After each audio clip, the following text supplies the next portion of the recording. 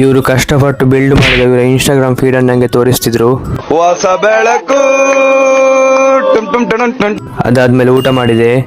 5 ರೂಪಾಯಿ ಚಿಕ್ಕಿಯನ್ನು ತೆಗೆದುಕೊಟ್ಟದಕ್ಕಾಗಿ ಧನ್ಯವಾದಗಳು ನಿಮಗೆ ಅಂತ ಹೇಳಿದ್ರು ಇವರು. ಅದಕ್ಕೆ ಹೇಳ್ತಿದ್ದೇನೆ. ಡ್ಯೂಟಿಯಿಂದ ಸೀದಾ ಬಂದು ಬ್ಲಾಗ್ ಎಡಿಟ್ ಮಾಡ್ಲಿಕ್ಕೆ ಕೂತೆ. ಆದ್ಮೇಲೆ ಸೀದಾ ದೇವಸ್ಥಾನಕ್ಕೆ ಬಂದೆ. ಮನೆಗೆ ಬಂದು ಜಿಮ್ಮಿಗೆ ಹೋಗುವ ಮುಂಚೆ ಸ್ವಲ್ಪ ತಿಂದೆ. ಜಿಮ್ಮಿಗೆ ಬಂದು ನೋಡಿದ್ರೆ ಶಾಕ್ ಆಯ್ತು ನಂಗೆ. ತುಂಬಾ ದಿನದ ನಂತರ ಪೋಂಕ್ರ ಬಂದಿದ್ದ ಜಿಮ್ಮಿಗೆ. ಬಾರೋ ಅಪರೂಪದ ಮುಳ್ಳಂದಿ ಬಾಬಾ. ಅಣ್ಣ ತಮ್ಮ ರೆಡಿ ಆಗ್ತಿದ್ರು. ಮದುಮಗ ಸಮೇತ ಎಂಟ್ರಿ ಕೊಟ್ಟಿದ್ರು ಜಿಮ್ಮಿಗೆ. ವರ್ಕೌಟ್ ಮಾಡುವ ಮುಂಚೆನೆ ಇವನದ್ದು ಫ್ಲೆಕ್ಸಿಂಗ್ ಶುರುವಾಯ್ತು.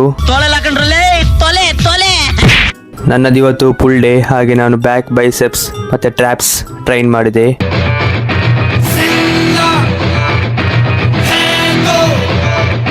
ಮನೆಗೆ ಬಂದು ಎಡಿಟಿಂಗ್ ಮಾಡ್ಲಿಕ್ಕೆ ಕೂತೆ.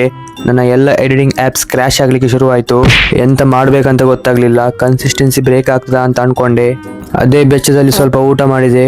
ತುಂಬ ಹೊತ್ತು ಒದ್ದಾಡಿದ ಮೇಲೆ ಸರಿ ಆಯಿತು. ರಪಕ್ಕ ಎಡಿಟಿಂಗ್ ಮಾಡಿಬಿಟ್ಟೆ.